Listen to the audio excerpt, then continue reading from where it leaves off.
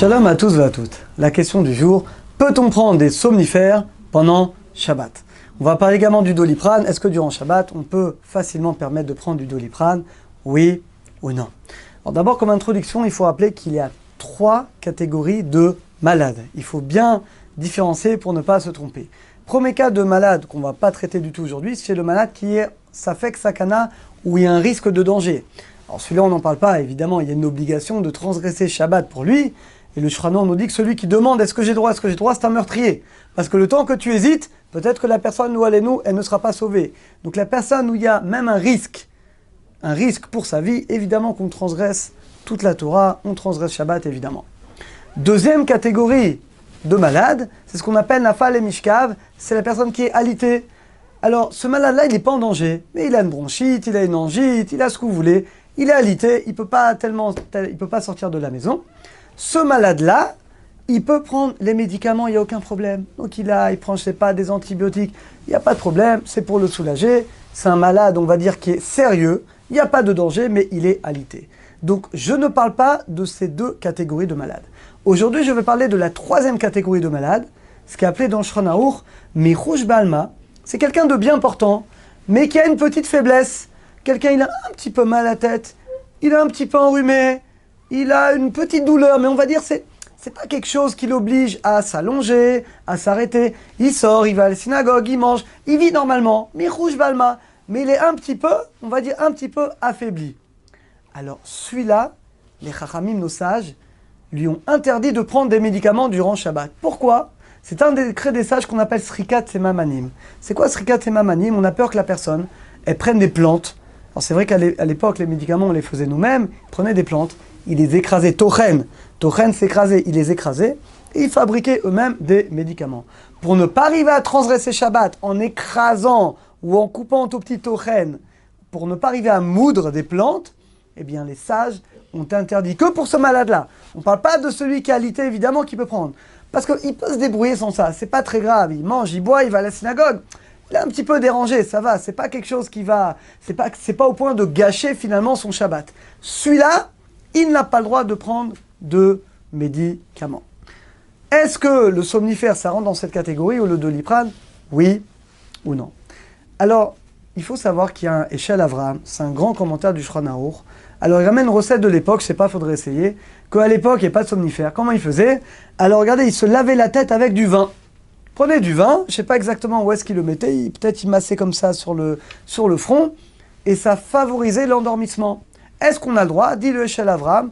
Bien sûr, parce que ça n'a rien à voir avec une médication, c'est pas une guérison, c'est juste quelque chose qui va aider la personne à s'endormir. À partir de cette décision de Eshel Avraham, va dire le Rav Shlomo Zalman Auerbach, également le Rav Yosef, que de là on apprend qu'on a le droit de prendre des somnifères Shabbat. Ce n'est pas un médicament, c'est juste quelque chose qui va favoriser l'endormissement. On va dire qu'il va enlever le stress, l'angoisse, je sais pas, qui va permettre à la personne de dormir. Mais c'est pas quelque chose finalement qui va guérir. Or, l'interdit des Chachamim, le décret des sages, c'est uniquement quand c'est une réfoua, une guérison. Là, c'est pas une guérison, c'est plus, on va dire, une ségoula, une aide à l'endormissement.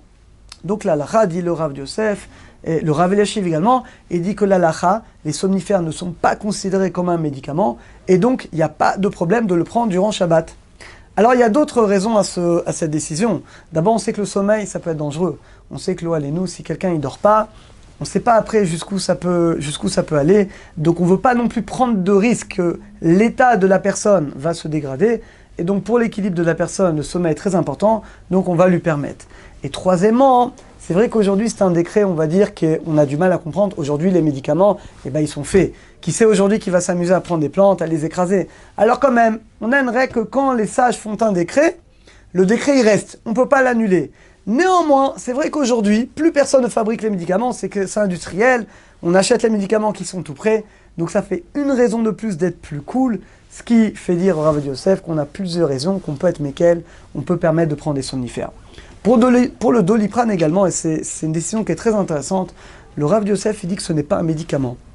Regardez, médicament, c'est un médicament qui va guérir. Mais c'est quoi le Doliprane? C'est quoi tous ces médicaments de les antalgiques? Regardez, il y a une douleur, ça ne va pas guérir la douleur, ça va alléger un petit peu la souffrance. Mais ça ne guérit pas, le Doliprane, ça ne guérit pas, ça va alléger finalement. Donc nous dit le Rav Yosef, le Doliprane, les antalgiques de manière générale, ce ne sont pas des médicaments. Ce sont des choses qu'on prend pour enlever une souffrance. D'ailleurs, souvent, qu'on ne connaît pas l'origine de cette souffrance ou de ce mal-là. C'est la raison pour laquelle nous dit le Rav Yosef, on peut permettre également, on peut dire que le Doliprane, les antalgiques, ne rentrent pas dans la catégorie médicaments. Et donc même le Doliprane, si quelqu'un il a mal à la tête. Alors s'il a mal à la tête au point de salité, évidemment qu'il peut le prendre. Mais même si c'est pas au point de salité, mais il a mal à la tête, il n'est pas très bien, il n'arrive pas à bien étudier, etc. Il n'est pas dans son assiette. Dans ce cas-là, on peut permettre de prendre du Doliprane à cause des raisons qu'on a dit. D'abord, c'est pas vraiment un médicament, c'est juste ça va enlever une souffrance. Deuxièmement, il y en a qui disent qu'aujourd'hui, ce décret n'a plus vraiment de raison d'être parce qu'on ne fabrique plus des médicaments. Et comme en plus, troisièmement, tout ça, c'est une discussion sur un interdit des Rabbanan, parce que c'est un décret des sages, de peur qu'on va fabriquer des médicaments. Toutes ces raisons expliquent qu'en conclusion, on peut être méquel. Donc conclusion, vous l'avez compris, Shabbat, on a le droit de prendre des somnifères si quelqu'un a besoin, on a le droit de prendre des Doliprane, tout ce qui est antalgique, en cas de besoin, on peut s'appuyer sur les poskim qui permettent. Évidemment, il n'y a pas besoin de dire que, évidemment, pour les enfants, surtout jusqu'à l'âge de 9 ans, évidemment que sans aucune, bien entendu, sans aucune retenue, et pour ce qu'on a dit, même après 9 ans, dans les intérieurs, on va souhaiter à tout le monde que tout le monde dorme bien, qu'on n'ait pas besoin ni de somnifères, ni de Doliprane, ni d'aucun médicament, et qu'on soit tous en bonne santé, B'ezrat Hashem, tous ensemble jusqu'à 120 ans. À très bientôt à tous.